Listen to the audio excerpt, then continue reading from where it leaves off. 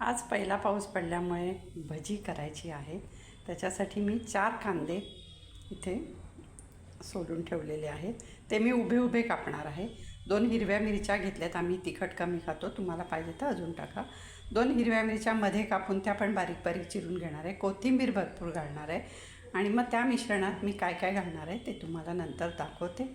ह्याच्यावर तुम्ही मी नुसत्या मिरच्याच घालणार आहे. तुम्हाला पाहिजे तर तुम्ही लाल तिखट पण घालू शकता. हा बघा, हा कांदा असा मी लांब लांब चिरून घेतला आहे. आता तो हाताने कुस्करायचा आहे आणि त्याच्या आधी आपण त्याच्यामध्ये मीठ टाकू. आता किती लागेल तेवढं मी हे मीठ टाकते. नंतर हळद घालते मी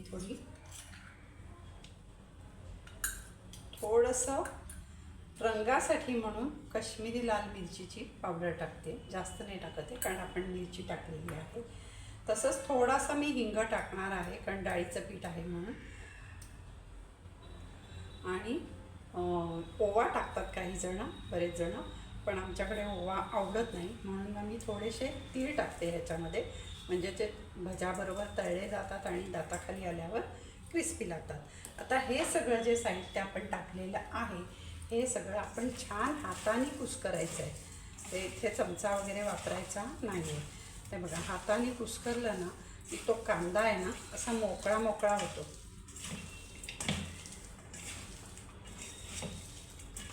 हा असा कांदा मोकळा झाला ना की मग आणि आपण मीठ घातलेलं आहे त्याच्यामध्ये, त्यामुळे ह्याला आता पाणी सुटेल. आता हे सगळं मिश्रण मी झाकून ठेवणार आहे थोडा वेळ.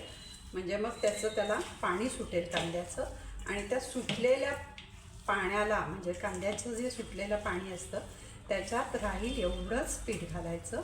पीठ जास्त घालायचं नाही. पीठ जास्त घातलं तर तुमची भजी क्रिस्पी म्हणजे अशी कुरकुरीत होणार नाही. आता ह्यासाठी मी मध्ये एकदा सिंहगडला गेले होते. सिंहगडला तिथे भजी खाल्ली. तिथली भजी खूप फेमस असतात. तर तिथे त्यांनी काय सांगितलं की ह्याच्यासाठी ना आपण नेहमीचं डाळीचं पीठ वापरायचं नाही.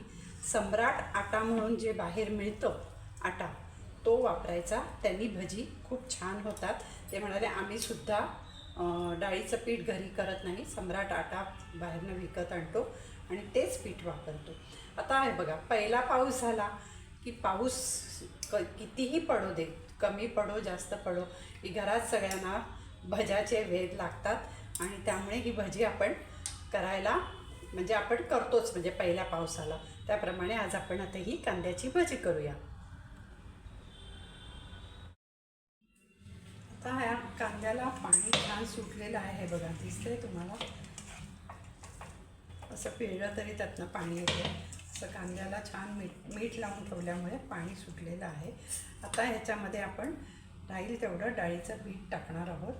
आता ह्याच्यासाठी मी तुम्हाला सांगितलं की खास सिंहगडची भजी, फेमस भजी, इकडे मी त्यांना विचारलं असताना त्यांनी सांगितलं की सम्राट आटा हा विकत मिळतो, तर म्हणजे डाळीचं पीठ, तर तुम्ही हा सम्राट आटा आणा म्हणजे तुमची पण भजी खूप छान होती. माझ्याकडे आत्ता सम्राट आटा नाही आहे, संपला आहे आणि अचानक पाऊस पडल्यामुळे भजी करायचा मूड आला आहे. त्यामुळे तुम्हाला जर शक्य असेल तर तुम्ही सम्राट आटा आणा आणि त्याची भजी करून बघा. खूप छान लागतात चवीला. आता हे बघा, थोडंसं मी जेवढं मावेल तेवढंच डाळीचं पीठ घातलेलं आहे ह्याच्यामध्ये आणि बस, जास्त पीठ घालायचं नाही कारण जास्त पीठ घातलं ना की पीठ लागतं. असा कांदा लागला पाहिजे चांगला आणि हा कांदा जेव्हा तळला जातो ना तेव्हा ती भजी क्रिस्पी होतात. आता माझं डाळीचं पीठ आहे हे मी थोडंसं घरीच दळते, त्यामुळे मी जास्त जाळी 3 नंबरची लावून दळते, त्यामुळे ते थोडंसं भरभरीत असतं. आता ह्याच्यामध्ये आपण हे गरम झालेलं तेल टाकणार आहोत कारण आपण ह्याच्यामध्ये सोडा वगैरे काही घालणार नाही आहे. त्यामुळे हे तेल थोडंसं कडकडीत तेल आपण ह्याच्यामध्ये टाकणार आहोत. म्हणजे मग ते भजी एकदम क्रिस्पी आणि खुसखुशीत होतात. इथे कढईत तेल गरम करायला ठेवलेलं आहे. त्यातलं मी इथे हे छोटी एक पळी तेल टाकते, त्यामुळे भजीला क्रिस्पीपणा छान घेईल. आता हे कालवून मी ही भजी आता तळायला टाकणार आहे. आपलं तेल तापलेलं आहे, त्याच्यामध्ये मी ही भजी सोडत आहे. आधी तेल तापवून घेतलं आणि मग नंतर गॅस मी बारीक केलेला आहे, म्हणजे ती आतपर्यंत छान तळली जाते. आणि ही अशीच लांब लांब हे म्हणजे जशी भजी आपण टाकायची आहे, खूप जाड टाकायची नाही आहे त्याला.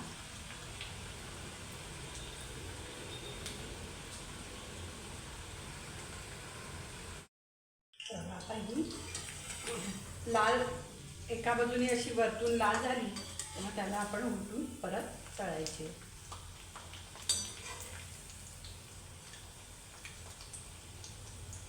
आणि या बाजूने पण छान क्रिस्पी करून घ्यायची. अशी सगळीकडनं ही लाल झाली ना की मग काढायची, म्हणजे ती आतपर्यंत छान क्रिस्पी होतात.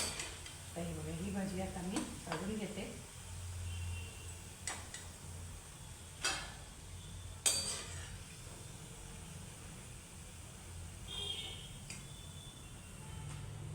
आता अजून एक आपण गाण्यात टाकून घेऊया.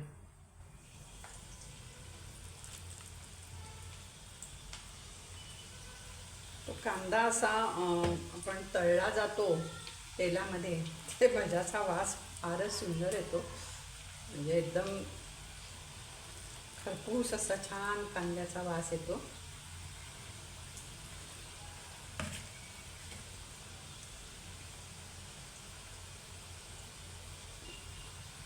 शीत झालेली आहेत भजी, कुठेही अजिबात मऊ पडलेली नाहीत, क्रिस्पी झाली आहेत. हे बघा, तुम्हाला मोडून दाखवते.